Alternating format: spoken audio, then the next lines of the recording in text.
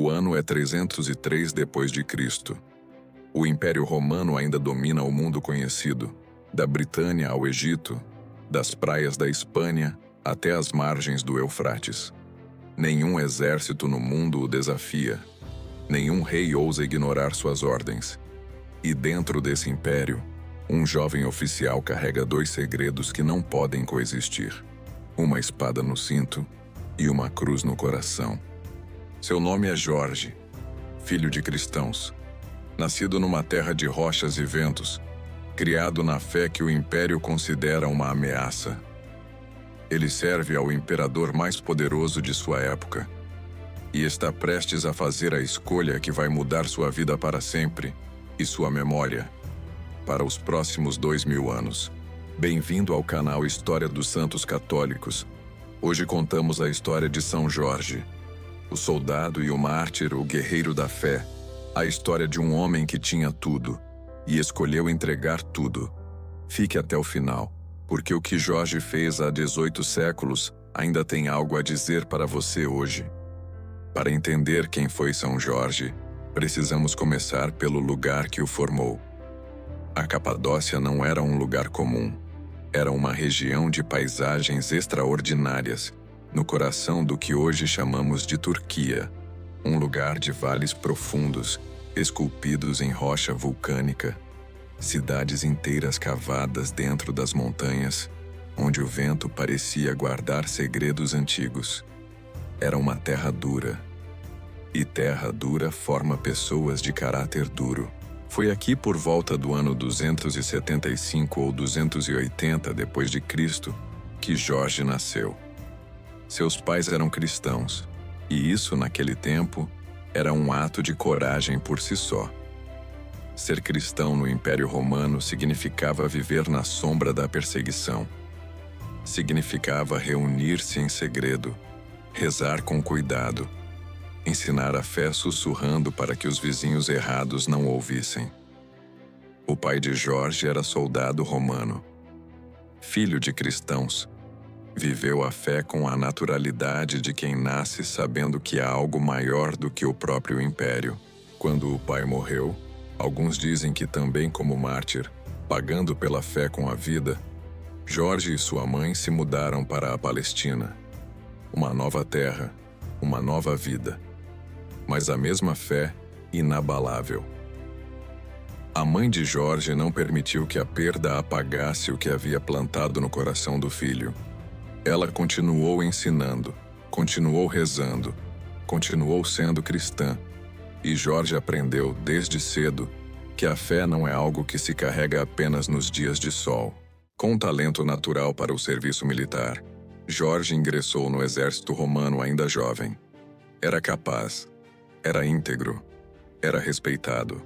Subiu rapidamente nas fileiras, chegou a capitão, depois ao posto de tribuno, chefe de um corpo inteiro de soldados.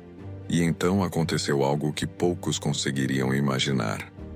O jovem cristão da Capadócia chegou ao círculo mais próximo do imperador Diocleciano, não como escravo, não como servo, como oficial de confiança, como alguém em quem o homem mais poderoso do mundo ocidental depositava fé.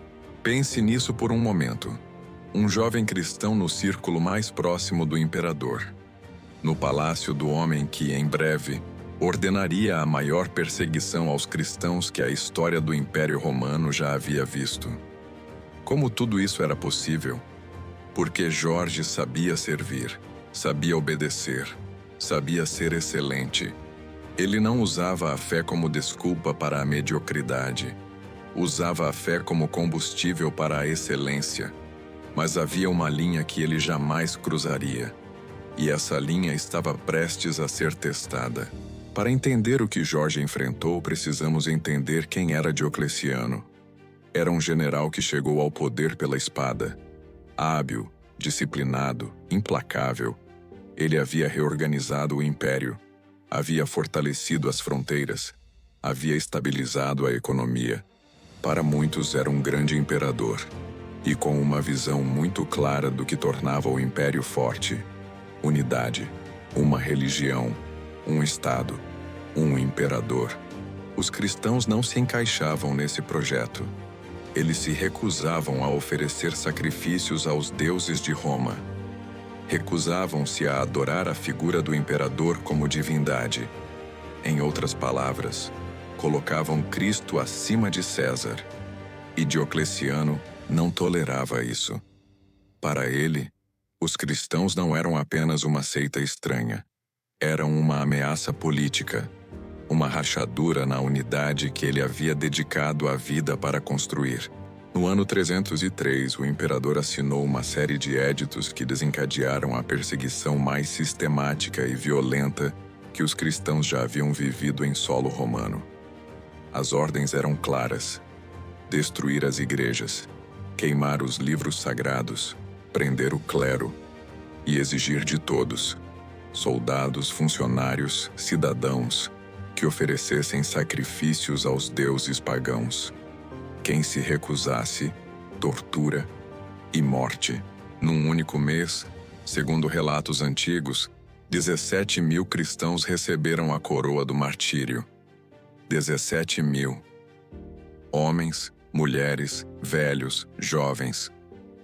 Pessoas que haviam acordado naquela manhã com planos simples: cuidar dos filhos, trabalhar, rezar, e que ao anoitecer já estavam diante de Deus.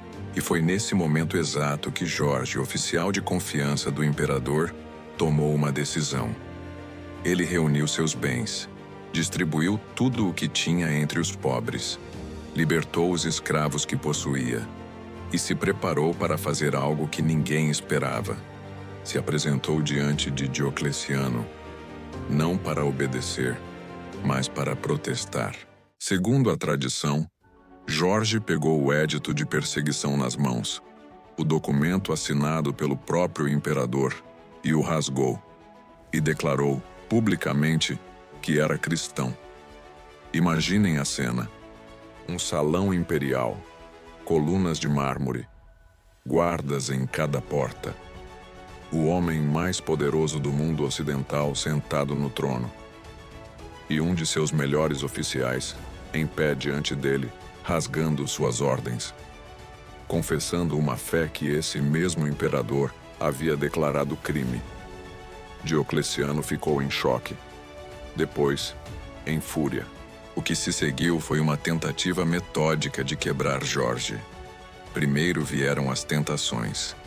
Diocleciano admirava Jorge, respeitava sua competência, sentia por ele algo próximo do afeto. Fez promessas, riqueza, honra, uma posição ainda mais alta no império, terras, poder, a vida inteira pela frente. Tudo o que um jovem soldado poderia querer. Jorge recusou tudo, então vieram as torturas. Os relatos históricos e as tradições hagiográficas descrevem suplícios atrozes: flagelação, chumbo quente derramado sobre a pele, rodas com lâminas, fogo. Cada vez que eram aplicados, Jorge reafirmava a fé. Cada vez que os carrascos esperavam ouvi-lo renegar Cristo, ouviam em vez disso uma confissão mais firme. A tradição conta algo extraordinário. Enquanto Jorge suportava o martírio, a própria imperatriz, chamada Alexandra nos relatos, foi tomada por tal comoção ao ver sua firmeza que abraçou a fé cristã ali mesmo, publicamente. Uma rainha, convertida pelo exemplo de um prisioneiro. Não por argumentos, não por milagres espetaculares, mas pela força inabalável de um homem que decidiu não ceder, vendo que nenhuma tortura, nenhuma promessa, nenhuma ameaça conseguia dobrar esse homem. Diocleciano deu a ordem final. No dia 23 de abril do ano 303, Jorge foi levado ao lugar da execução. E ali, com pouco mais de 20 anos, jovem, forte, capaz de conquistar o mundo, inclinou a cabeça. Não em derrota, mas em vitória. A espada do carrasco cortou, e Jorge foi ao encontro daquele por quem havia escolhido tudo. Mas a história de Jorge não terminou com sua morte. Na verdade, ela começou a crescer.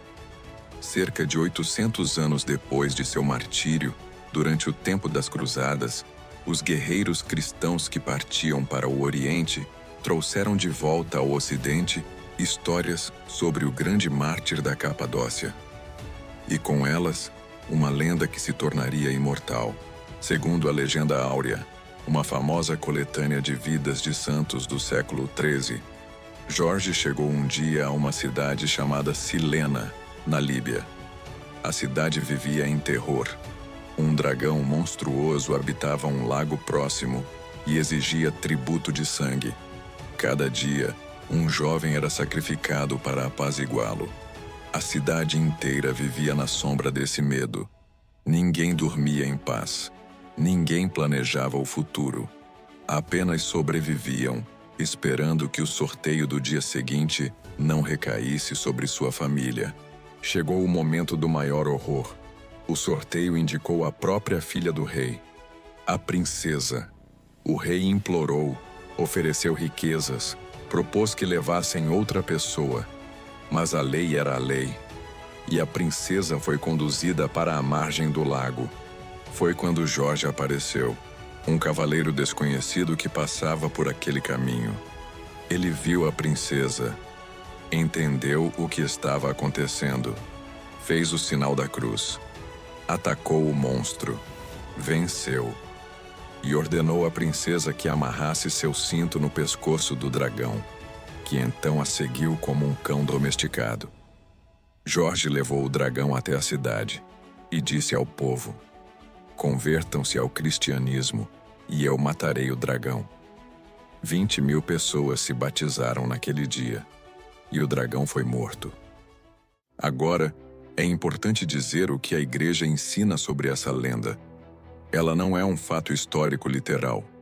O dragão é uma imagem, um símbolo. O dragão representa o mal que oprime os povos. Pode ser a perseguição, o pecado, o medo, a desesperança. Pode ser o império que exige que você traia sua fé. Pode ser o vício que consome uma família. Pode ser a injustiça que silencia uma comunidade. E Jorge representa aquele que, armado não de força própria, mas de fé em Cristo, tem o poder de enfrentá-lo e vencê-lo. Por isso a imagem de São Jorge a cavalo, com a lança, vencendo o dragão, se tornou um dos símbolos mais poderosos do cristianismo medieval. E permanece até hoje. A devoção a São Jorge se espalhou por todo o mundo cristão com uma velocidade impressionante. Ele é padroeiro da Inglaterra, de Portugal, da Catalunha, da Geórgia, da Etiópia, da Lituânia, entre muitos outros. É protetor dos cavaleiros, soldados, escoteiros, esgrimistas e arqueiros, e um dos 14 santos auxiliadores, aqueles invocados em situações de perigo extremo, quando só um milagre resolve. No Brasil, São Jorge tem uma devoção especial e profunda. No Rio de Janeiro, ele é feriado estadual desde 2008. As procissões de 23 de abril reúnem multidões nas ruas, católicos, evangélicos que o respeitam como mártir e devotos das religiões afro-brasileiras que o associam ao orixá Ogum, o guerreiro, o protetor dos caminhos. É um dos poucos santos que genuinamente atravessou fronteiras religiosas e entrou no coração mais profundo do povo brasileiro. Do ponto de vista católico, São Jorge é um mártir cristão, um soldado que preferiu perder a vida a perder a fé. São Jorge não nos deixou uma teologia complexa. Não escreveu livros nem fundou ordens. Não construiu igrejas nem liderou exércitos. Ele nos deixou algo mais simples e mais difícil. Um exemplo. O exemplo de alguém que tinha tudo a perder, que sabia exatamente o preço de sua escolha, que ouviu as promessas do mundo e as recusou, que sentiu o peso da tortura e não cedeu, e que caminhou para a morte com a paz de quem sabe que está indo para casa. Cada um de nós tem seu próprio dragão. Cada um de nós tem um momento em que a espada e a cruz não cabem juntas. A pergunta que São Jorge nos faz, através dos séculos, é simples. O que você escolhe? São Jorge, rogai por nós. Se este episódio tocou você, compartilhe com alguém que precise de coragem hoje. Nos vemos no próximo vídeo, com mais uma história que atravessou séculos para chegar até você.